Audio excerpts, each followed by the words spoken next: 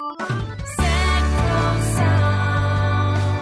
people and communities together on seclosounds.org. Your listening station.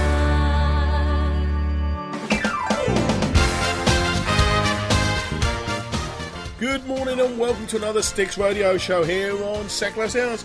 Today on the show I have, well, I suppose you could say 3 guests.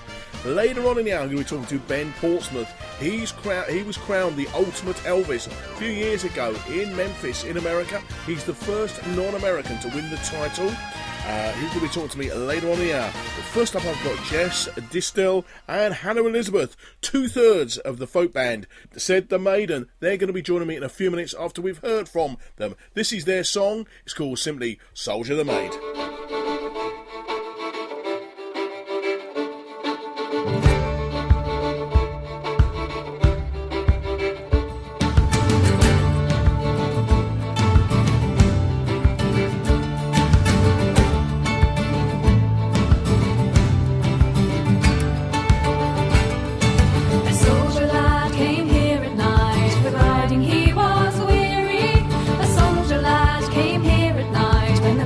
Bright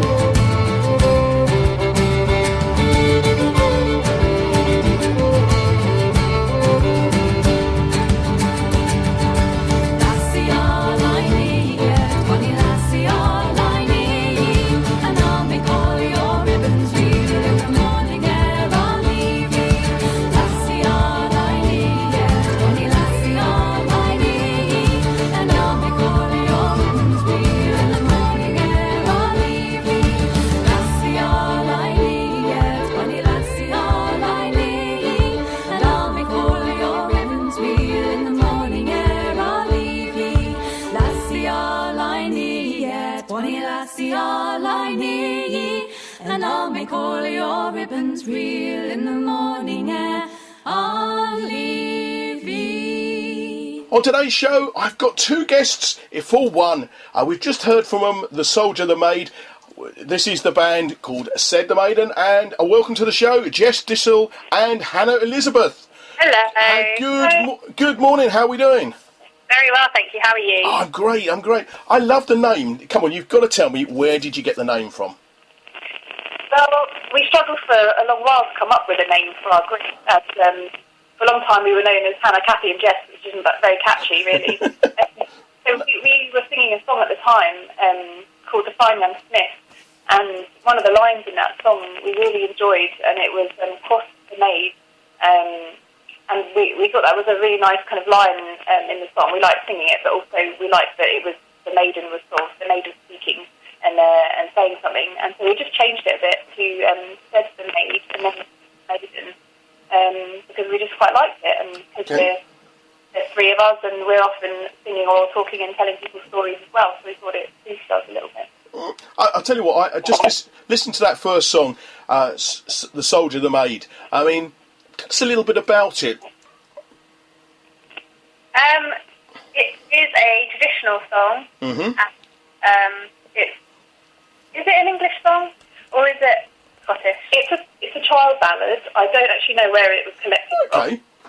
It's I don't know if it's Scottish, but it's kind of set in Scotland anyway, and it tells the story of the soldier who visits a young maid and then ends up staying the night with her, but then he goes away to war, and she follows him, and it's sort of telling the story of how they get together and then how she follows him off to war because he gets pregnant. It's a nice love song, isn't it?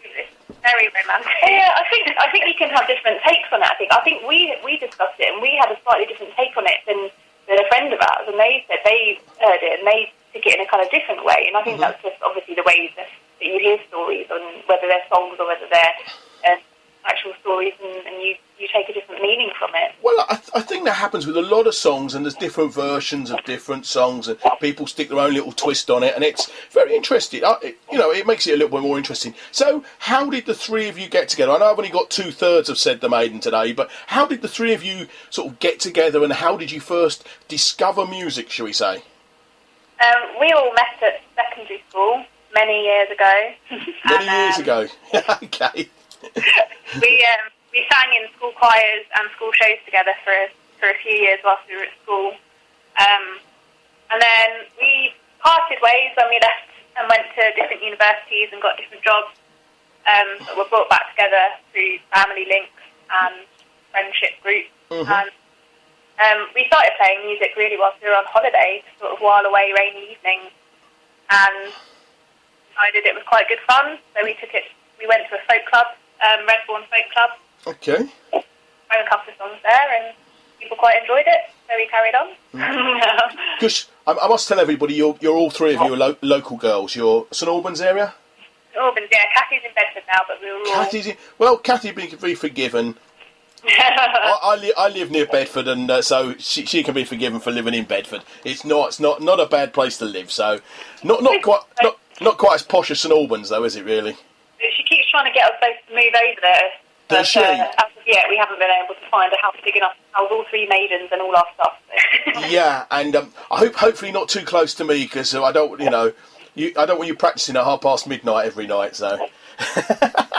Anyhow, you last year in 2015, which was last year, you won a prestigious Isabard Award. I get my teeth organised this morning down in Bristol at the Folk Festival.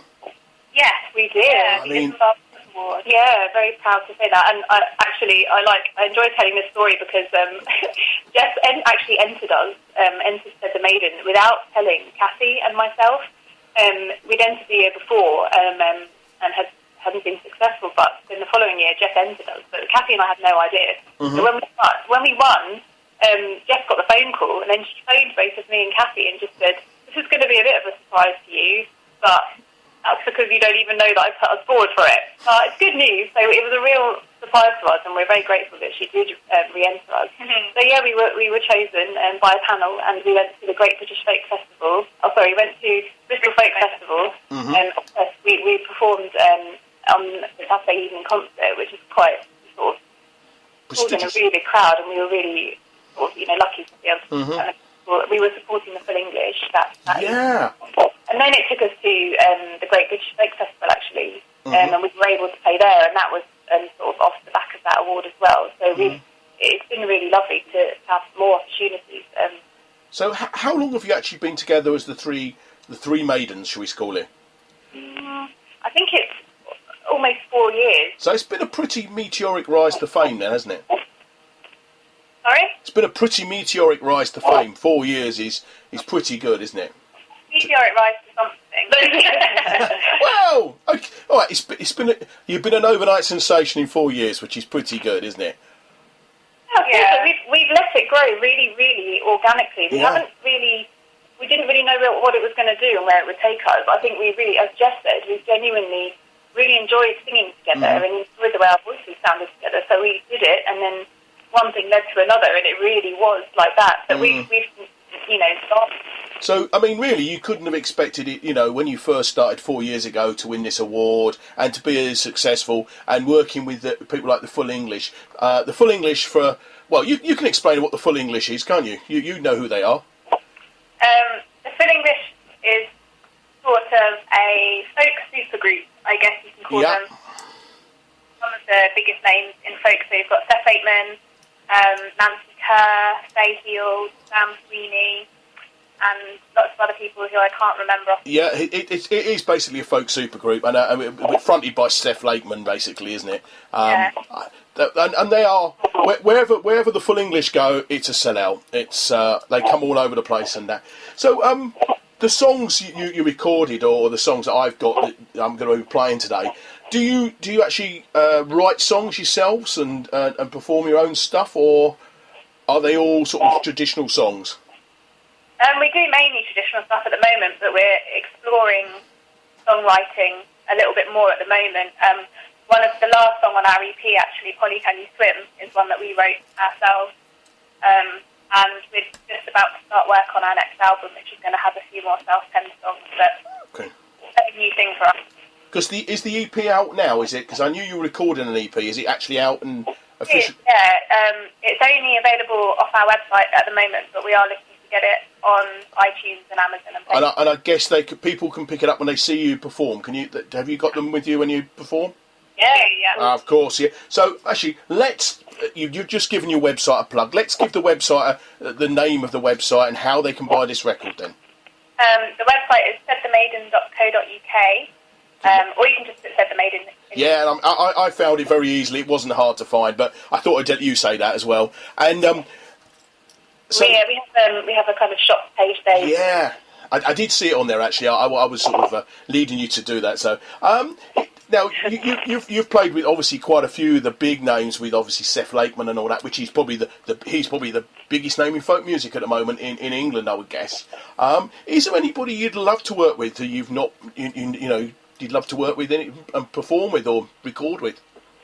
I think, in the last year or so, I think we've been so fortunate. We've ticked off a lot of our list that we have, which we didn't expect, and we've worked with, even if we've just been at the same gig or festival as them. So, our name on the same lineup. We do have a few people on our list we'd love to still work with or maybe support at some point. I don't know. Okay. But the festival you're on is I had last week on the show, I had Lindisfarne on, but on their headlining, on the same bill as you've got the legendary Julie Felix, there's yourself, there's Polly and the Billy Doos, which I don't know too much about, and there's also a duo called Dexter.